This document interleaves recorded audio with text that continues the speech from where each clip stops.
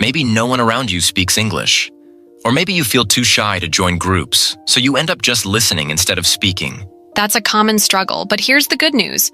Practicing alone can actually help you improve just as much as practicing with others, if you do it the right way. I'm Emily, by the way. And I'm Liam.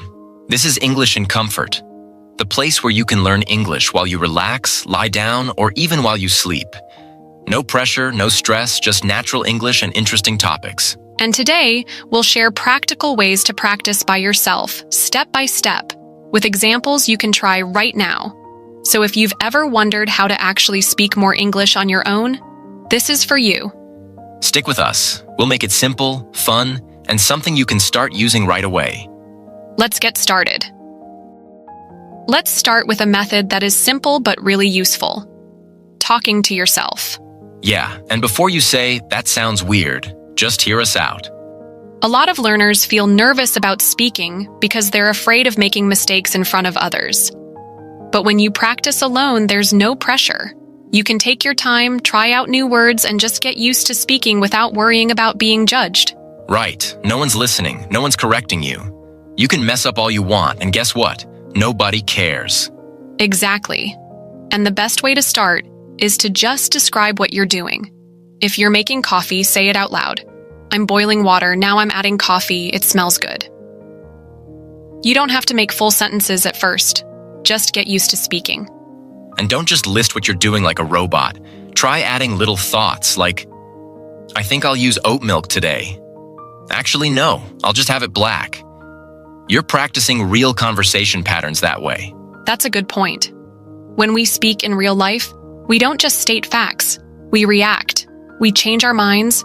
We add little comments. Practicing like this makes your English feel more natural. And here's something fun. You can also pretend you're explaining something to someone. Like, let's say you're cooking. Imagine a friend asking, "Hey, how do you make that?" Then try answering as if they're there.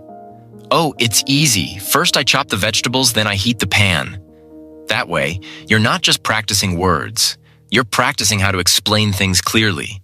That's actually a great exercise. And if you don't know a word, don't stop.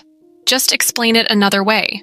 For example, if you can't remember the word spatula, you can say, "That flat thing you use to flip pancakes." This helps you think in English instead of translating. Yeah, and sometimes you'll realize you're missing a word. That's good too. You can look it up later and actually remember it because you needed it. So, if you've never tried this, give it a shot. Pick something you're doing right now and say it out loud, even a few words. It might feel strange at first, but the more you do it, the more natural it becomes. And hey, if you ever get caught talking to yourself, just say you're practicing English. People will probably think it's cool. All right. Now that we've got you talking, let's move on to another great way to practice alone. Here's another easy way to practice speaking. Just read out loud. Simple, right? Yeah, but people underestimate how effective it is. It's not just about reading words. It helps with pronunciation, fluency, and confidence. Plus, it forces you to actually say the words. A lot of learners understand English well in their heads, but struggle to get the words out smoothly. Reading out loud is like warming up your mouth for real conversations. It also helps with rhythm. English has a natural flow. Some words are stressed more than others, and when you read out loud, you start to notice that. Okay, so how do you do it?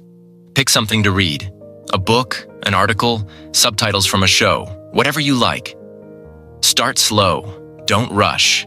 Focus on saying each word clearly. Then, once you're comfortable, try reading a little faster. And here's a fun trick.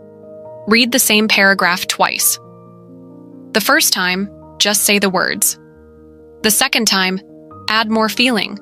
Imagine you're acting in a scene. Yeah, like if the line is, "I can't believe this is happening." Don't just say it flat. Say it like you actually can't believe it's happening. Or if you're reading a story, change your voice for different characters. A lot of audiobooks have text versions, so you can listen to a line, pause, and try to match the speaker's tone and pronunciation. That's actually a great way to catch small mistakes. Sometimes you think you're saying something right, but when you hear it back, you realize it sounds different. And if reading a whole book sounds like too much, just start with subtitles from your favorite show. Read along with the dialogue. It's an easy way to practice without feeling like you're studying. So yeah, if you've got a book, an article, even a cereal box in front of you, read it out loud. It's simple, but it works. Here's another way to practice. Narrate your day as you go about it. Just say what you're doing, like, I'm making breakfast. I need eggs, but I forgot to buy them. Maybe I'll have toast instead. Isn't that just talking to yourself? We already covered that. Not exactly. When you talk to yourself, it's more like random thoughts or practicing conversations. Narrating is different because you're describing things as they happen. You're turning everyday life into language practice. Okay, so instead of having an imaginary conversation, you just say what's happening around you. Yeah, and it forces you to think in English, which is the goal. Instead of translating in your head, you get used to forming sentences naturally. Just speaking out loud while I do things, right? You don't have to limit it to what you're doing. You can talk about the past. I woke up late today. Or the future. I need to go grocery shopping later. That way, you practice different tenses. You can even narrate things around you, like, that dog looks sleepy, or the weather is perfect today. It doesn't have to be complicated. Right. And if you're worried about people looking at you funny, just whisper or do it in your head. The point is to keep your brain engaged in English. That actually makes sense. It turns learning into a habit instead of something you set aside time for. And once it becomes a habit, speaking English feels more natural. Next is something that a lot of people avoid: listening to themselves speak. It's uncomfortable at first, but trust me, this works. You'll hear things you wouldn't notice otherwise. Yeah, no thanks. I don't even like hearing my voice in a voicemail. I get that. Nobody likes how they sound at first, but if you never listen, how do you know what needs fixing? I feel like I already know. I can hear myself while I talk. Not really. When you're speaking, you're focused on what you're saying, not how you sound. But when you play it back, you catch things. Maybe your pronunciation is off, or a sentence sounds awkward. And if you want to take it further, compare it to a native speaker. Say a sentence. Listen to how a native speaker says it, then try again. Sounds a bit painful. It's not as bad as you think. And you don't have to overanalyze everything. Just notice patterns. Maybe you're mumbling certain words, or you keep repeating the same phrases. Let's say someone tries this and realizes they mispronounce a word. What do they do? Simple. Repeat it the right way. If it's a common mistake, write it down and practice. But what if someone hates their voice too much to do this?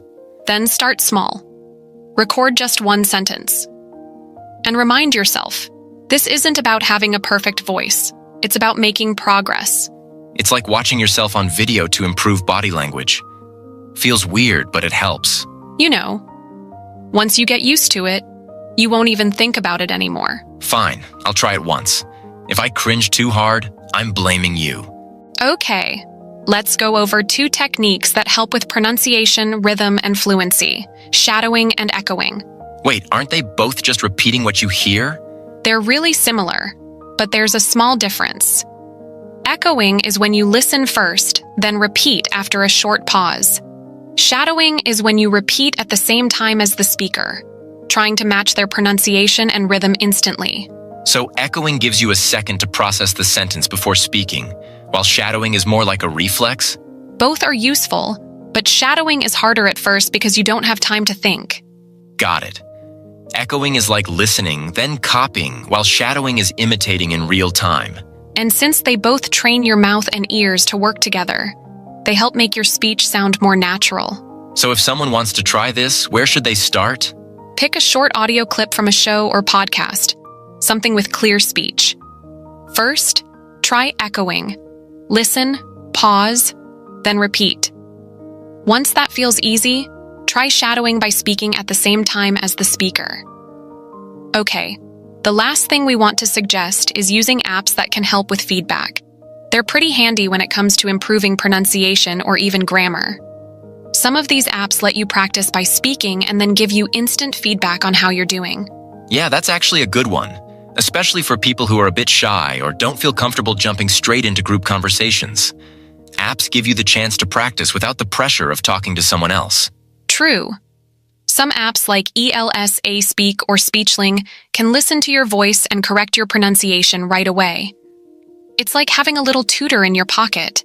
And even some AI chat assistants will have conversations with you. That's awesome. But remember though, it's super important not to rely only on those apps. They're great for practice, but you should definitely mix it with the other techniques we talked about. Like shadowing or talking to yourself, those help you get more comfortable with real conversations. Right. And when you feel ready, you can practice with other people too. But even if you don't have someone to talk to, these methods can still get you far. If you really take these strategies seriously and make them daily habits, you can improve a lot, even if you're practicing alone. No excuses.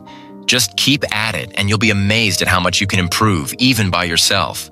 So, don't let the lack of conversation partners hold you back. Use the apps, practice daily, and you'll get there. All right, guys, that's it for today. Take care and keep practicing. Catch you next time. Time to go over some new words and phrases before we wrap up. Struggle, meaning to have a hard time doing something. Example, I used to struggle with listening to fast English, but now it's getting easier. Stick with, meaning to continue doing something without giving up. Example, learning a new language takes time, but if you stick with it, you'll improve. Pressure, meaning a feeling of stress or urgency to do something.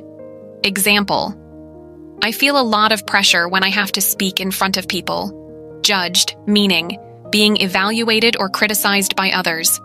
Example, she was afraid of being judged for her accent, so she avoided speaking. Patterns, meaning regular ways in which something happens or is done. Example, if you pay attention to patterns in English sentences, it's easier to understand them. Underestimate, meaning to think something is less important or difficult than it really is. Example, don't underestimate how much daily practice can improve your English. Flow, meaning the natural, smooth movement of something. Example, his speech had a nice flow because he didn't pause too much. Covered, meaning to have talked about or learned something. Example, we've covered a lot of useful tips for improving your listening skills today. Tenses, meaning the different forms of verbs that show time, past, present, future. Example, it's important to learn verb tenses so you can talk about different times correctly. Mumbling, meaning speaking too quietly or unclearly. Example, he was mumbling, so I couldn't understand what he was saying. Echo, meaning a sound that repeats because it bounces off surfaces. Example, there was an echo in the empty room, so every word sounded twice. Reflex, meaning a quick automatic reaction. Example, with enough practice, understanding English will become a reflex. That's it for today. Keep practicing, keep listening, and don't be afraid to make mistakes. Thanks for joining us.